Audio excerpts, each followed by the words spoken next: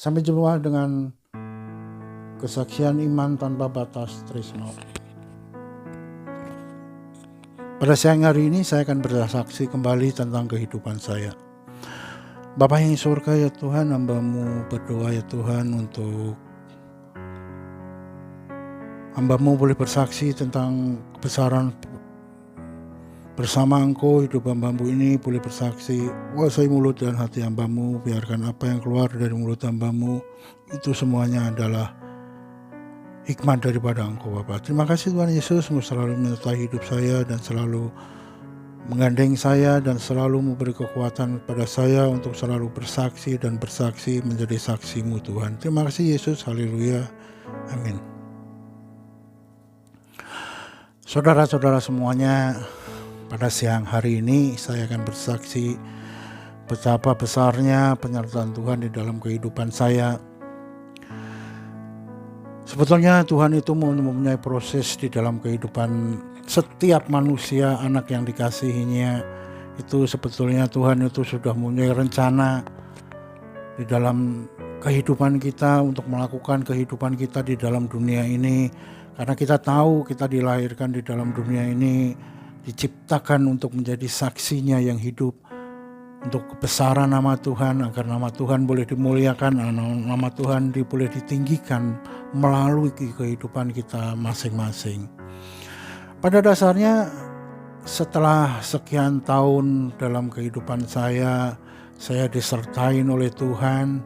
Saya belakangan ini saya mencoba membuka hati saya, merenungkan semua kejadian-kejadian yang saya alamin dari kecil saya dilahirkan sampai saat ini. Saya boleh menyatakan bersaksi kebersamaan Tuhan di dalam kehidupan saya, rencana-rencana Tuhan di dalam kehidupan saya, dan tanda-tanda yang diberikan Tuhan kepada saya dari awal saya lahir sampai saat ini. Sebetulnya Tuhan itu sudah menyertai kita. Tetapi akhir-akhir ini saya baru sadar, baru mengerti rancangan-rancangan Tuhan kepada di dalam hidup saya sehari-hari, di dalam kehidupan saya. Baru saat ini saya boleh melihat hikmatnya Tuhan itu. Karena pada saat ini saya memang sering saat teduh bersama Tuhan, saya diberikan waktu untuk belajar tentang firman Tuhan, saya diberikan waktu untuk bersaksi, saya diberikan waktu untuk memberikan kabar yang baik, menjadikan kehidupan saya menjadi saksinya Tuhan. Itu saya sadarin baru saat-saat ini, belakangan ini, sehingga saya boleh bersaksi. Dan itu merupakan perjanjian saya ketika saat 10 tahun yang lalu saya sudah saksikan di dalam kesaksian saya sebelumnya bagaimana jamahan Tuhan itu di dalam kehidupan saya ketika saya memohon belas kasihannya dengan remuk hati, memohon berdoa secara khusus bahwa saya anggap juga itu adalah suatu perjanjian saya dengan Tuhan, dan saya digenapin 10 tahun ini. Sehingga semuanya itu boleh saya saksikan. Saya harus bersaksi. Saya diingatkan di sana bahwa kamu telah berjanji kepada saya pada akhir hidup kamu akan menjadi saksiku, dan semua kehidupan kamu akan kamu serahkan pada pada saya, pada Tuhan istilahnya, karena itu perjanjian saya dengan Tuhan. Dan pada saat ini saya genapin karena saya memang sudah berjanji kepada Tuhan, karena doa-doa saya juga sudah dikabulkan oleh Tuhan semuanya. Saat ini tidak ada waktu lagi untuk tidak bersaksi di dalam kehidupan, sehingga proses-proses kehidupan saya itu mereview kembali betapa baiknya Tuhan dari awal kehidupan saya, dari kelahiran saya sampai saat ini. Itu merupakan landasan saya untuk bersaksi, karena saya setelah lepas dari banyak ujian Tuhan yang telah disertai dan diberikan mujizat, sehingga tidak ada alasan lagi saya untuk tidak bersaksi. Tetapi itu semuanya saya baru sadarin setelah saya udah tua, setelah saya udah berumur. Tetapi itu tidak menjadi bagi saya tidak menjadi kendor dalam hidup saya, atau tidak mengurangi semangat saya bahwa saya harus terus bersaksi. Di dalam sisa hidup saya kami serahkan di dalam Tuhan. Sehingga pada saat-saat sekarang ini saya boleh diingatkan kembali kejadian-kejadian proses hidup saya selama ini. Dari saya lahir sampai saat ini. Itu seolah-olah dibukakan semuanya. Sehingga semuanya itu boleh saya saksikan kehidupan saya bersama Tuhan. Saya pernah diluputkan dari penyakit usus buntu. Saya diluputkan dengan penyakit jantung. Saya diluputkan dari suatu kemautan yang sangat hebat. Saya diberikan mimpi-mimpi yang indah bersama Tuhan. Saya diberikan urapan-urapan kuasa Roh Kudus. Semuanya itu boleh saya rasakan. Semuanya itu boleh saya saksikan. Tetapi saat-saat sekarang saya baru boleh istilahnya membuka hati saya. Saya baru melihat, menyadarin. Karena itu semuanya adalah kuasa Roh Kudus yang menguasai diri saya. Sehingga kehidupan dari awal sampai akhir sekarang saat ini itu saya dibukakan mata hati saya. Untuk saya tetap bersaksi dan menjadi alat-alat Kristus, menjadi pelaku firman, dan menjadi kehidupan saya boleh berdampak terhadap orang lain. Memang di dalam kehidupan saya, di dalam proses hidup saya, kalau saya ulang kembali, tanda-tanda itu sudah diberikan kepada saya. Tetapi karena sekali lagi hati dan iman saya tidak mau saya buka, sehingga segala proses itu tidak terlihat, tidak nampak di dalam iman saya. Sehingga proses yang diberikan oleh Tuhan itu lewat begitu saja. Cuma pada saat ini akan saya saksikan, saya sebetulnya kesaksian ini sudah saya saksikan dari YouTube saya. Sebelumnya sudah banyak kesaksian yang sudah saya saksikan, tapi tidak apa-apa, saya ulang kembali. Ketika saya dilahirkan, saya diluputkan dari kematian, dari lilitan usus. Kemudian naik lebih dewasa lagi ketika saya bergereja sekolah minggu. Pada usia anak sekolah minggu, dari mulut saya bisa terucap bahwa saya akan mempunyai gereja sendiri. Itu dari mulut anak sekolah minggu, itu adalah suatu tanda. Kemudian lebih dewasa lagi, saya diberi urapan khusus oleh urapan kuasa Roh Kudus di dalam suatu kebaktian tengah malam di kota Bandungan sana. Saya diurapi dengan kuasa Roh Kudus sehingga badan saya gemetar, mata air keluar semuanya. Dan saat itu kalau saya tidak ditepuk sama orang di belakang saya, dia hanya mengatakan, sudahlah, itu tubuh saya gemetar kayak diguyur air es. Itu baru bisa memelekkan mata saya. Kalau tidak, saya tidak tahu kejadiannya. Tapi yang jelas pada saat itu saya membukakan mata, itu hanya di depan saya satu, belakang saya satu, dan di depan mimbar satu. Tetapi di dalam telinga saya itu suara-suara jeritan, tangisan, minta tolong itu sangat saya dengar sama sekali. Tetapi ketika saya membukakan mata, sudah gak ada orang di sekitar kita. Padahal saat itu memang penuh gereja itu. Saya diberi penglihatan seperti itu. Kemudian saya diluputkan dari penyakit usus buntu. Kemudian saya diluputkan dari penyakit jantung yang sangat mengerikan. Sangat menjadi takut saat itu. Kehidupan saya sangat takut saat itu. Saya diberi penghiburan kepada Tuhan. Bahkan di dalam penyakit saya, ketika saya di endoskopi, itu saya diperlihatkan di sana gambaran-gambaran yang sangat indah, sangat damai. Saya berlari-lari di padang rumput hijau dengan bertiga orang. Kemudian saya berlari itu tanpa menginjak tanah, dan ada sukacita damai sejahtera di sana. Saya diperlihatkan di dalam mimpi, banyak diperlihatkan dalam mimpi bahwa saya itu seolah-olah udah dibawa ke atas oleh papi saya yang sudah meninggal duluan. Saya sampai atas sampai tidak bisa bernapas. Saya diperlihatkan dunia yang sangat damai di situ. Kemudian pada suatu malam juga saya diperlihatkan bahwa ada dua mimpi yang sangat berbeda. Awalnya saya sangat ketakutan, awalnya saya sangat mengerikan.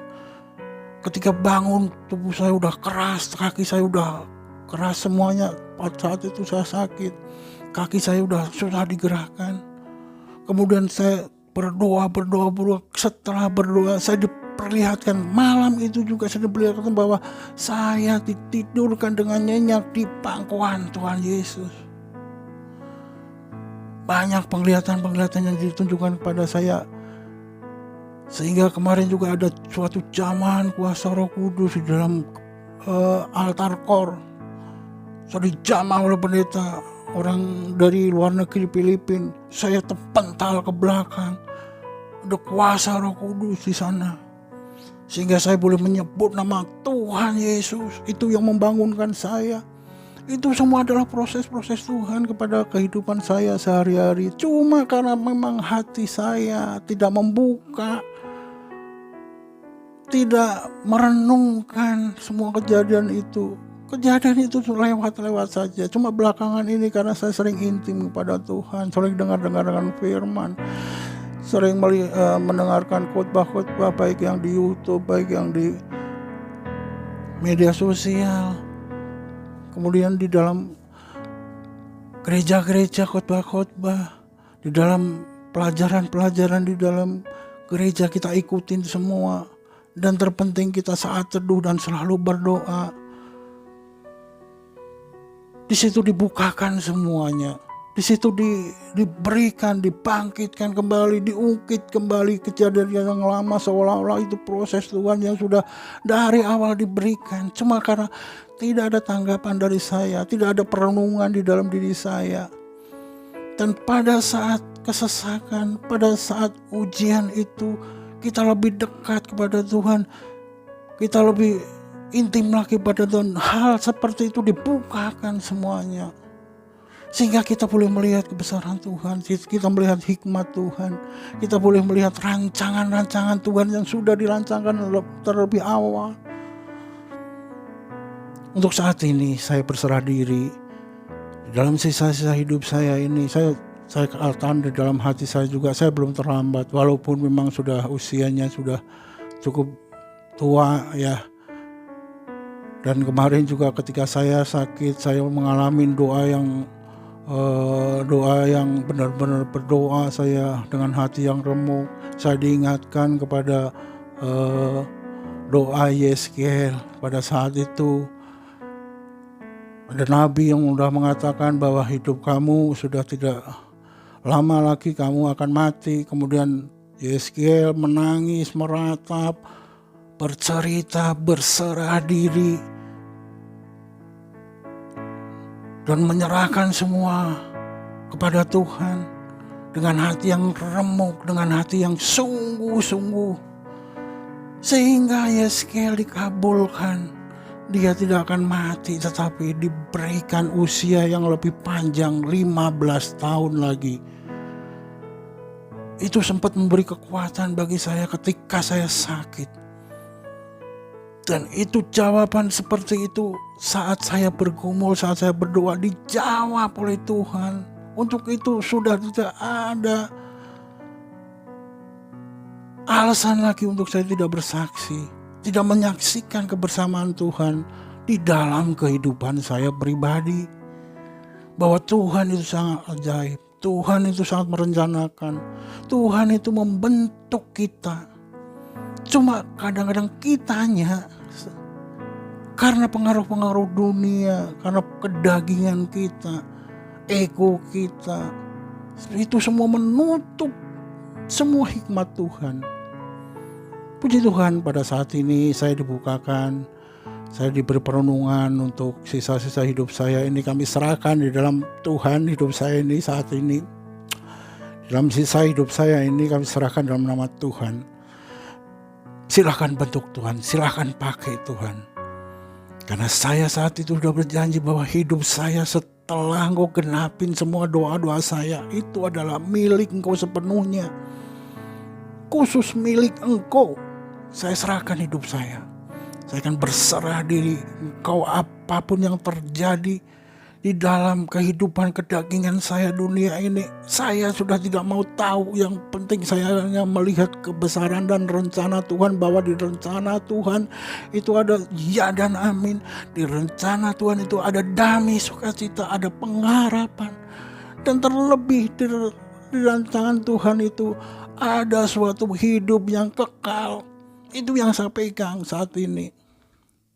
Dunia akan tidak saya hitung apa yang terjadi. Saya yang fokus kepada firman Tuhan. Sehingga boleh saya menarik itu kuasa Roh Kudus. Boleh menjadikan kekuatan saya. Karena penyertaan kuasa Roh Kudus akan berdampak. Itu yang saya akan saksikan kepada mereka semua. Dan kehidupan saya bersama Tuhan, terlebih saya sudah mengalami dulu, akan saya saksikan bersama kuasa Roh Kudus. Itu akan berdampak. Bersama kuasa Roh Kudus akan mengubahkan. Saya sudah mengalami saat ini. Belum ada kata terlambat.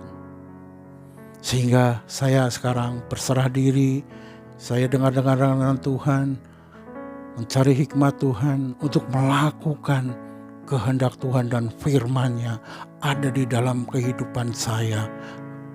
Dan terlebih saya akan menjadi pelaku firman. Hidup saya akan saya gunakan untuk berdampak, hidup saya untuk kemuliaan nama Tuhan. Saya boleh mengatakan saat ini, dan Tuhan semuanya akan melihat. Tuhan Maha Pengampun, Tuhan Maha melihat, Tuhan Maha menuntun. Itu menjadi pengharapan buat saya. Itu akan saya lakukan terus. Terkadang memang banyak kendala, tetapi bersama Tuhan, bersama kuasa Roh Tuhan, saya yakin semuanya akan saya lewatin. Akan dibentuk seperti apa untuk kedepannya, saya serahkan kepada Tuhan. Yang penting saya menyaksikan kebesaran Tuhan. Dan Tuhan itu mempunyai rencana yang indah. Tuhan menuntun saya langkah demi langkah. Saya tidak mau melihat jauh ke depan nanti. Tapi saya percaya langkah demi langkah tuntunan Tuhan itu menyertai. Dan tuntunan Tuhan itu akan menjadikan jalan bagi saya. Dan jalan itu adalah jalan keindahan. Jalan itu adalah jalan bersama Tuhan menuju hidup yang kekal. Biarkan kuasa Roh Kudus bekerja di dalam tubuh saya, dan saya akan terus selalu bersaksi, dan saya terus menyaksikan bersamaan Tuhan, sehingga kesaksian-kesaksian saya yang sudah saya alami terlebih dahulu ini boleh berdampak, boleh menjadi kekuatan bagi teman-teman semuanya, rekan-rekan semuanya, saudara-saudara semuanya, boleh menjadi kekuatan bagi mereka. Sekali lagi tidak ada kata yang terlambat. Semua itu adalah rancangan Tuhan. Silakan lihat kehidupan saya yang bersama Tuhan, yang telah lebih dahulu bersama Tuhan, boleh menjadikan berkat bagi teman-teman semuanya, boleh mengalami kuasa Roh Kudus seperti yang sudah saya alamin. Itulah yang saya bagikan, dan dampak itu Tuhan yang akan mengaturnya. Itulah kesaksian saya pada hari ini. Salam.